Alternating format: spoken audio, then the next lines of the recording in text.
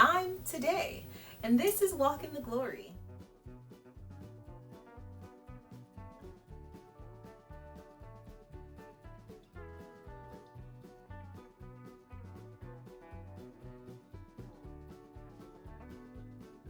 When have I mistaken God's preparation for his absence? As I continue to get ready, I'm going to sit with that question. This week on Walk in the Glory. Maybe the weight was never about how much I could carry. Maybe it was about learning what was worth carrying at all. This week, I started with a question about preparation.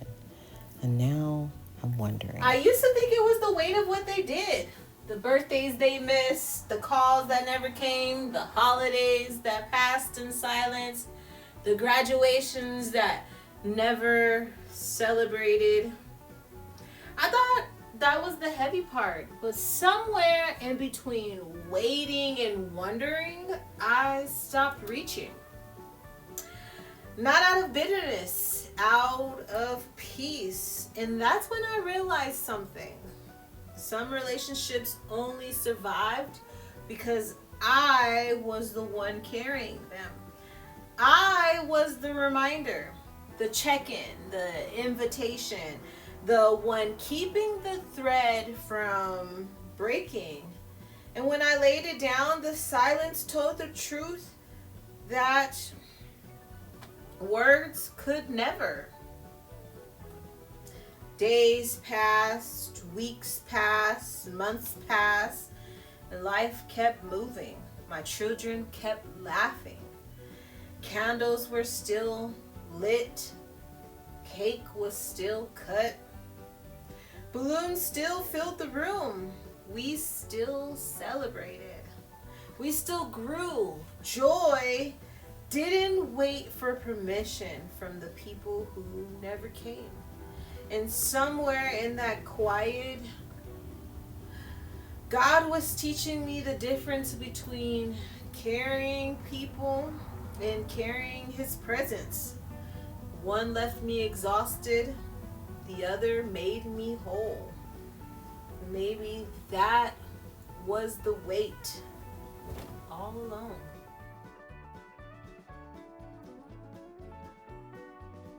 It's so cute. It's so adorable. It's so soft. Matching pants.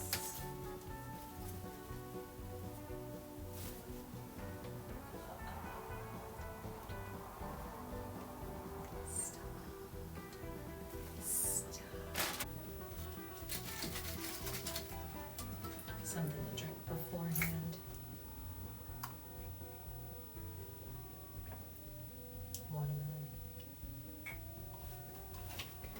Absolutely delicious. I've been sitting with Exodus 33 for a while.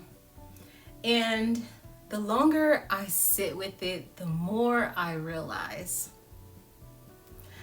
I was asking the wrong question. At first, I thought the weight of the glory was about carrying responsibilities. I thought it was about holding truth and grace together.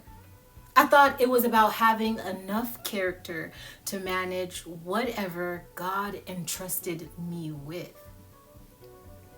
But then I watched the conversation between Moses and God unfold, and I realized Moses wasn't asking any of these questions.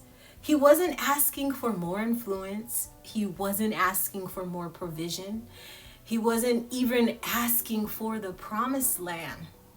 His greatest concern was, will you go with us? And that question changed everything for me.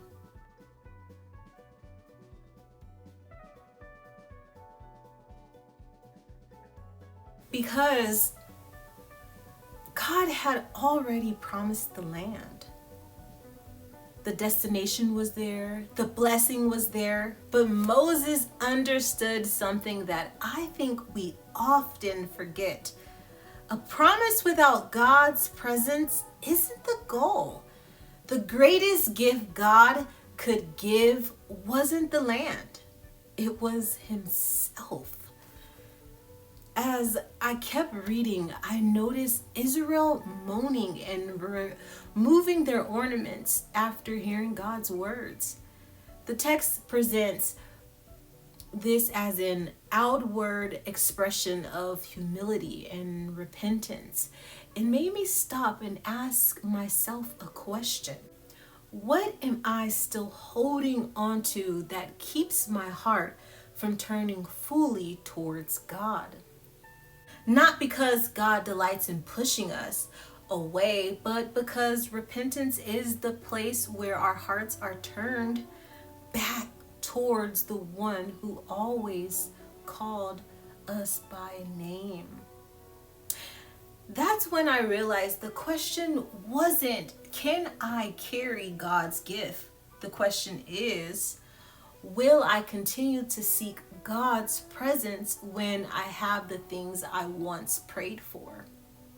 Because it's easy to pray for the blessing. It's much harder to remember the one who gave it.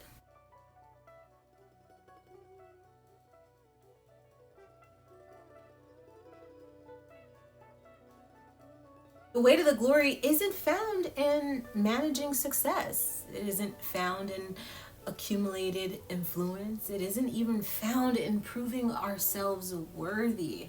The weight of the glory is learning to steward God's presence above everything His presence may produce. Moses teaches us that true leadership isn't built on talent or achievement. It's built on dependence. Again and again, he returns to God.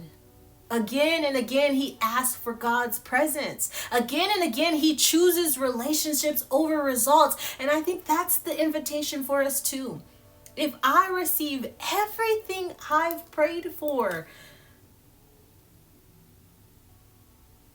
tomorrow, if I received everything I prayed for tomorrow, would I still hunger for God's presence the same way? Because maybe that's where the weight of the glory begins. Not in trying to control the gift, but in learning to steward God's presence with the gift. I wondered about the moments when God felt absent, the moments when life didn't move according to plan, the moments when I questioned whether I was ready for what I had been asking for.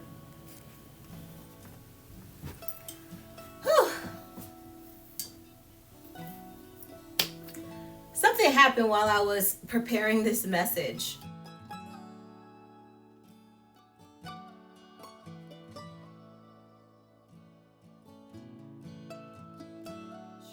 Everything felt like it was falling behind. My schedule shifted, my phone disappeared. The laundry piled up, plans changed, and for a moment I felt the familiar pressure rising inside of me. The pressure to hurry, the pressure to control, the pressure to make sure everything happened exactly the way I imagined it. And then I remembered what I had been studying. Moses wasn't asking for a smoother journey. He was asking for God's presence. So I stopped. Not because everything was fixed, but because I realized I had a choice. I could spend the next hour trying to regain control, or I could invite God into the moment I was already living.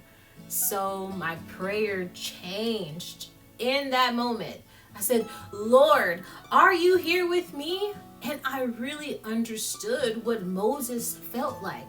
Help me see what I can't see when he was asking for the glory of God, because sometimes we feel like we're missing something. I said, Lord, don't let me be frustrated, or don't allow my frustration to become someone else's wound, which is my family, which is close to my heart.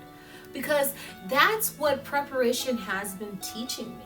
Preparation isn't just learning how to steward the blessing God's given us, it's also learning how to steward our hearts while we're receiving them. Sometimes the greatest evidence that God is preparing us isn't that everything around us is peaceful. It is that we're learning to return to His presence before we return to our own understanding. The butterfly effect isn't that life suddenly gets easier. It is one decision to pause, to pray, to invite God into the ordinary, changes the way every moment after is lived. Maybe that's the invitation today. Not to ask whether your day is going according to plan, but is God welcome in the moment I'm living in right now? Because the weight of the glory isn't found in controlling every circumstance. It's found in choosing your presence even when the circumstances refuse to cooperate. Somewhere between preparation and presence, the question changed. If I received everything I've been praying for tomorrow, would I still hunger for God the same way? Not His presence, His presence. When have I mistaken God's preparation for His absence?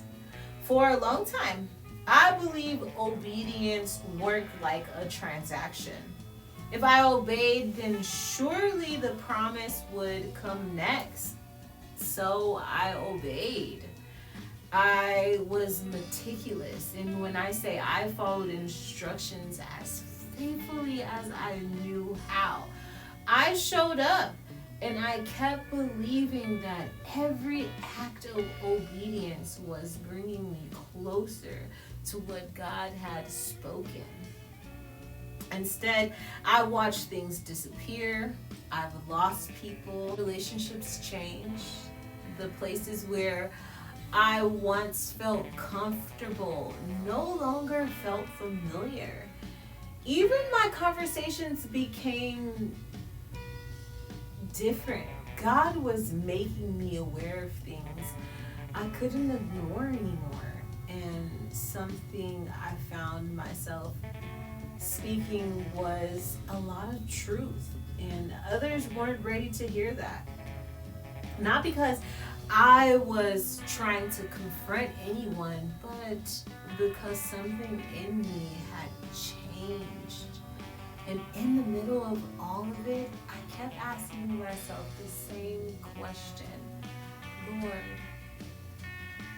are you listening? I called it isolation.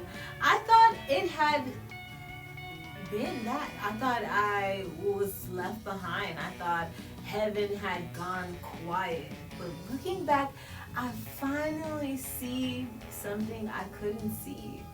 It wasn't abandonment. It was preparation. God wasn't removing people because He wanted me lonely. He was making room for a voice that no longer depended on being understood by everyone. He was teaching me how to stop measuring faithfulness by attention. He was loosening the need for validation. He was helping me become someone who could recognize herself even when no one else did. I thought He was taking things away. He was actually building the capacity to carry what He always intended to entrust me with. And maybe preparation feels like loss because we don't yet know what we're being prepared to carry. Maybe we call isolation something that it's not. It's actually the holy work being set up. Maybe the silence we fear isn't God's absence at all. Maybe it's where the weight of the glory begins to reshape us. The land was never greater than the one who promised it. And maybe maturity isn't becoming so strong that I can carry everything God gives me perfectly. Maybe it's becoming humble enough to keep saying, if you don't go with me, I don't go without you. So that's what I'm carrying for this week.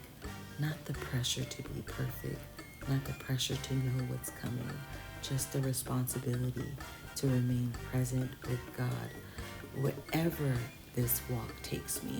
And this week, we're going a little deeper.